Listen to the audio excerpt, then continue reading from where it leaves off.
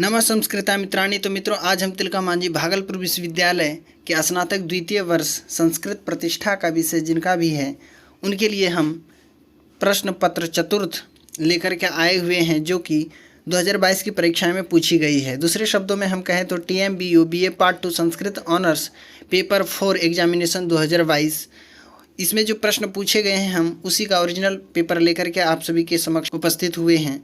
तो चलिए हम इसी को आज देख लेते हैं। इसमें कि देख सकते हैं कि कुल 100 अंक का ये परीक्षाएं होती है। ये चतुर्थ पेपर है, ये पेपर 4 है, ठीक है। इसमें समय की बात करें तो 3 घंटे का समय इसमें आपको दिया जाता है। 2022 का ये प्रश्न पत्र है जो पूछा गया था। इसमें आप देख सकते हैं कि वैकल्पिक प्रश्न जो है, वस्तुनिष्ठ प्रश्न इसमें 10 पूछे जाते हैं, जो कि प्रत्येक के लिए 2-2 अंक आपको मिलेंगे। और इसमें जो है आपको 20 अंक जो है इससे प्राप्त होता है वस्तुनिष्ठ प्रश्न से, ठीक है। तो वैकल्पिक प्रश्न ये होते हैं।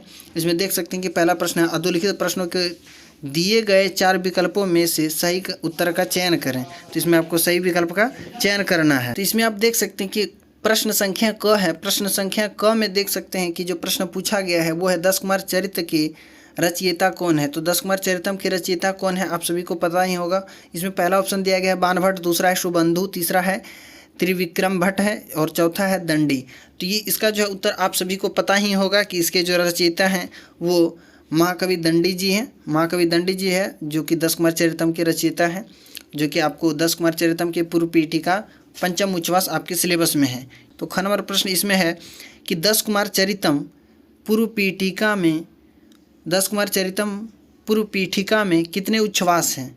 तो इसमें जो है कितने उच्छ्वास हैं, तो आप सभी को पता है कि 5 उच्छ्वास है, ठीक है। 5 उच्छ्वास है पूर्व पीठिका में, कुल मिला के 5 उच्छ्वास में विभक्त है। और पंचम उच्छ्वास आपके सिलेबस में है। ये तिलका मांझी भागलपुर विश्वविद्यालय के सिलेबस में जो है ये स्नातक द्वितीय वर्ष में सिर्फ पंचम उच्छ्वास को पढ़नी है। तो इसमें 5 आप याद रखेंगे। प्रश्न संख्या ग है, राजहंस कहाँ के अधिपति थे। राजहंस कहाँ के अधिपति थे। तो इसमें जो पहला ऑप्शन है मिथिला है, दूसरा विकल्प है मगध, तीसरा है अंग, चौथा है अयोध्या। तो इसमें आपको बताना है कि चारों में से सही कौन सा है। तो इसका जो सही उत्तर हो जाएगा वो मगध हो जाएगा। मगध आपको याद रखनी है कि मगध के ये अधिपति, अधिपति माने राजा, तो राजहंस जो थे वो मगध के राजा थे और इन्हीं का जो पुत्र था वो राजवाहन थे, ठीक है। तो इसको आपको ध्यान में रखनी है। अब आगे चलते हैं। आगे जो है इसमें घ नंबर प्रश्न इसमें दिया गया है। घ नंबर प्रश्न इसमें है राजहंस की पत्नी कौन थी। तो राजहंस की पत्नी के बारे में पूछा गया। राजहंस की पत्नी कौन थी। तो पहला ऑप्शन है इसमें, पहला है वसुमती, दूसरा विकल्प है जया, तीसरा विकल्प है विजया और चौथा विकल्प है अक्षरा। तो इसमें से सही जो उत्तर हो जाएगा वो वसुमती हो जाएगा। क्या हो जाएगा, वसुमती। इसको आपको ध्यान में रखना है कि वसुमती जो है इसका सही विकल्प है। राजहंस की पत्नी जो थी वो वसुमती थी। अगला जो है इसमें प्रश्न संख्या अंग है कि शुकनाशोपदेश किससे संबंध है। शुकनाशोपदेश किससे संबद्ध है, ठीक है। तो ये प्रश्न पूछा गया है, तो इसको आपको ध्यान में रखनी है। चारों विकल्प इसमें दिए गए हैं आपको, नलचंपू है, रघुवंश है, रामायण है, कादम्बरी है। इन चारों विकल्प में से कौन सा सही विकल्प होगा आप बताएंगे। तो अगर आपको पता नहीं है तो आपको ये ध्यान में रखनी है कि ये कादम्बरी हो जाएगा। कादम्बरी का ही एक भाग है शुकनाशोपदेश, ठीक है। कादम्बरी का ही एक भाग है शुकनाशोपदेश, जो कि आपको पढ़नी है संपूर्ण शुकनाशोपदेश। इसके बाद आगे इसमें देख सकते हैं कि प्रश्न संख्या 6 है, जो कि पूछा गया है 2022 में कि तारापीड़ कहाँ का राजा था। ये बहुत बार परीक्षाएं में पूछी जाती है ये प्रश्न।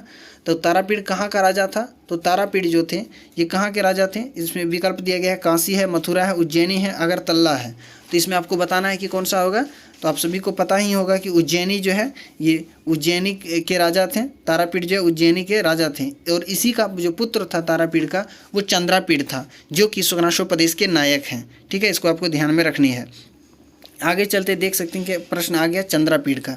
तो ये 6 नंबर प्रश्न है इसमें कि चंद्रापीड़ के पिता कौन थे। अभी मैंने आपको तुरंत बताया कि बाणभट्ट, तारापीड़, जयद्रथ, हारित। इसमें से कौन सा होगा आपको पता ही है कि तारापीड़ होगा। तारापीड़ के ये पुत्र थे चंद्रापीड़, ठीक है। इसी का राज्याभिषेक होता, उसके लिए सुकनास जो है इसके मंत्री थे।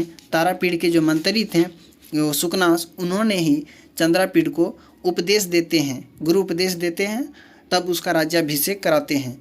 तो इसी प्रकार यहाँ पे आप ध्यान में रखेंगे चंद्रापीड़ के जो पिता थे वो तारापीड़ थे। इसको आपको ध्यान में हमेशा रखनी है। ये प्रश्न बार बार पूछे जाते हैं आपकी परीक्षाएं में, ठीक है। अगला जो इसमें प्रश्न देख सकते हैं कि ज नंबर प्रश्न है। ज नंबर प्रश्न देख सकते हैं कि शिवराज विजय से ये प्रश्न पूछा गया है। इससे पहले शुकनाशोपदेश का प्रश्न था वो। ये जो है शिवराज विजय के रचयिता कौन है? देख सकते हैं कि ये काफ़ी महत्वपूर्ण है। ये आपको कोई भी कॉम्पिटिटिव एग्जाम में, प्रतियोगिता परीक्षा में भी पूछी जाती है, तो ये हमेशा सबके दिमाग में ये प्रश्न होना भी चाहिए कि शिवराज विजय के रचयिता कौन है।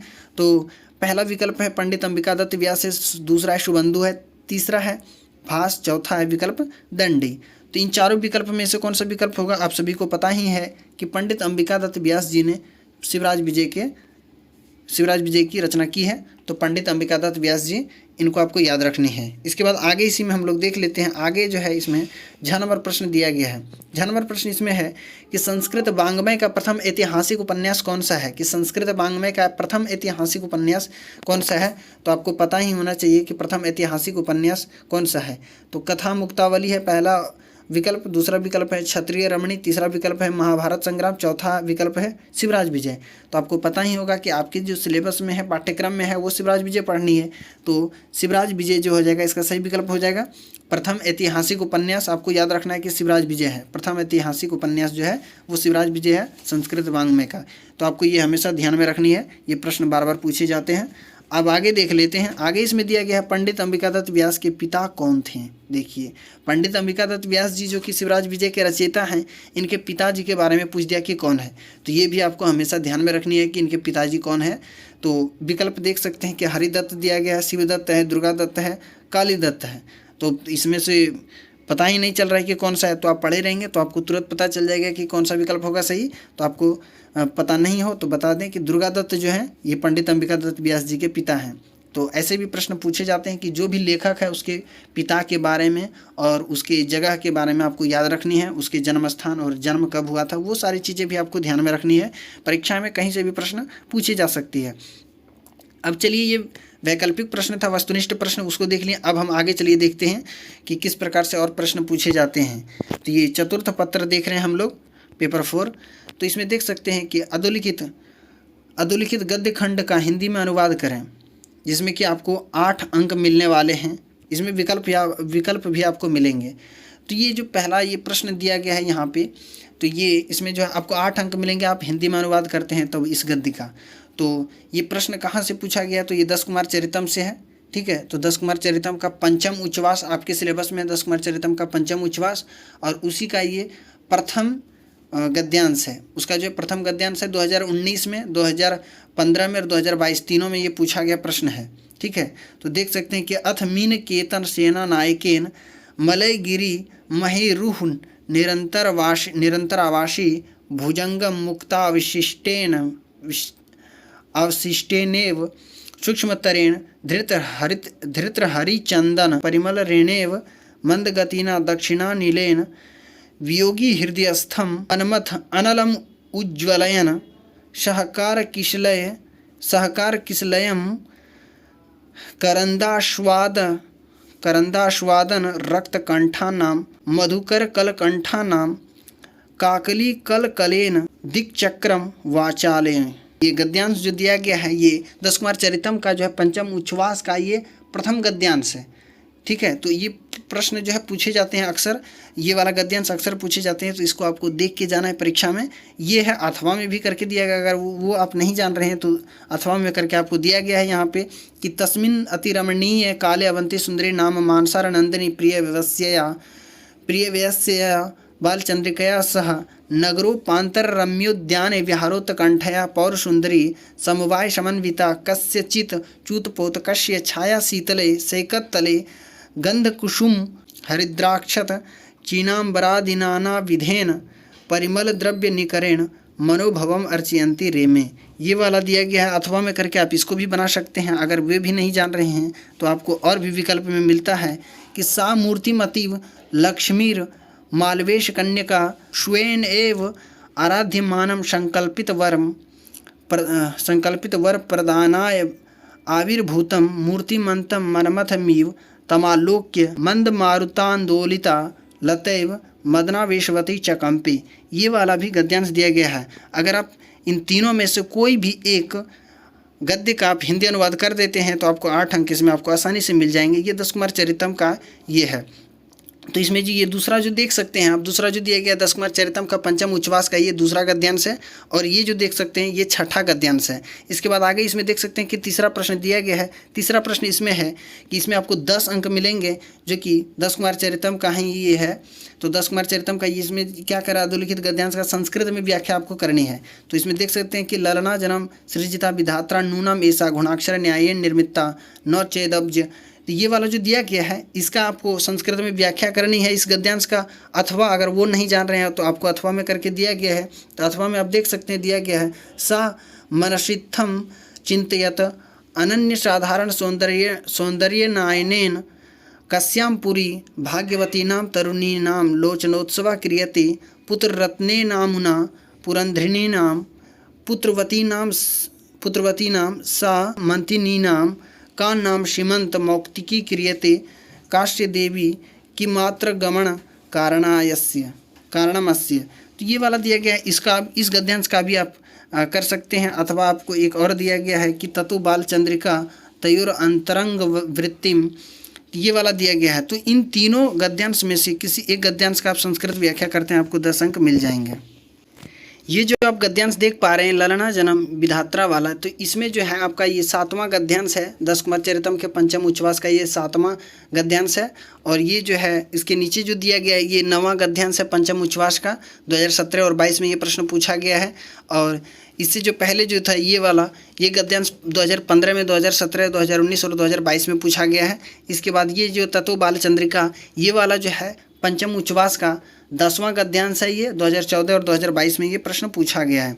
इसके बाद आप देख सकते हैं इसमें चौथा प्रश्न आया है। चौथा प्रश्न इसमें देख सकते हैं कि दिया गया है, अधोलिखित गद्यांश का हिंदी किंवा आंग्ल भाषा में अनुवाद करें। मतलब हिंदी अथवा अंग्रेजी में आपको हिंदी अथवा अंग्रेजी में इसका अनुवाद करना है। ये संस्कृत में दिया गया है, जिसमें आपको जो है 6 अंक मिलने वाले हैं कुल मिलाकर के।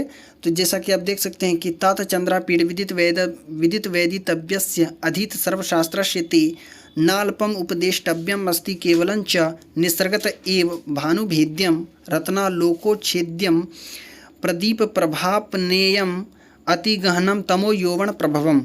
ये वाला दिया गया इस गद्यांश का आप हिंदी अनुवाद करते हैं अथवा अंग्रेजी में करते हैं तो आपको 6 अंक मिल जाएंगे। सुकनाशोपदेश का है, सुकनाशोपदेश का गद्यांश है। अगला जो इसमें दिया गया है कि अपरिणामोपशमो दारुणो लक्ष्मी मदह, ये वाला जो दिया गया है गद्यांश, इसका भी आपको कर लेना है। अथवा में दिया गया, अगर वो वाला आप नहीं जान रहे हैं तो ये भी आपका जो है सुकनाशोपदेश से दिया गया गद्यांश है। इसके नीचे जो दिया गया है, अजस्रम छपावशाण प्रबोधा घोरा च राज्य सुख सन्निपात निद्रा भवतीति विस्तरेण अभिधीयसे गर्भैरसत्वम अभिनव यौवनत्वम प्रतिम रूपत्वम मानुष शक्तित्वम चेति महति खलवा अनर्थ परंपरा स्रवा। ये वाला जो दिया गया है इसका आपका कर लेना है। तो इन तीनों में से किसी एक का आप करते हैं तो ये तीनों के तीनों सुकनाशोपदेश का ये गद्य खंड है। तो उसको आपको यहाँ 6 अंक मिलेंगे। इसको आप हिंदी में अनुवाद करना है अथवा संस्कृत में अंग्रेजी में भी आप कर सकते हैं।